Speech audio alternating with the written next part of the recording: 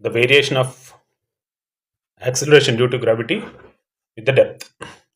In my previous video, I explained you about the variation of acceleration due to gravity with altitude, that is height. Here, consider this as the Earth of mass capital M, and the radius of the Earth is r. And I'm going to find out the acceleration due to gravity at this point, which is at a depth of d. So the radius of this spherical pot is equals to r minus d.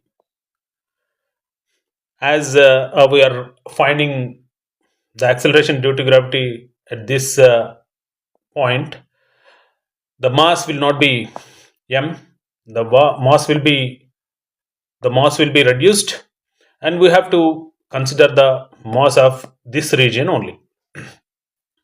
So actually, the acceleration due to gravity is given by small g is equals to capital G capital M by r square, where capital G is the universal gravitational constant, and m is mass of the earth, and r is radius of the earth. Here the radius is reduced, mass will be reduced simultaneously. So to find out the mass, we have to consider the density. The density is given by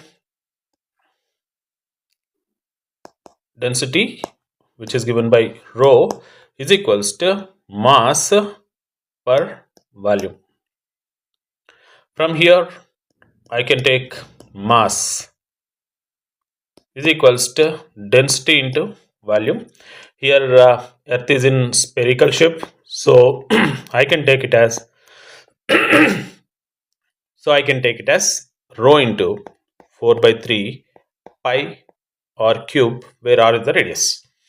Now mass of this one means mass of the earth, which is having radius r, is given by m is equals to rho into 4 by 3 pi capital r cube, and mass of this region, which is I want to consider it as md, is equals to rho 4 by 3 pi r minus d whole cube, because the radius is just r minus d.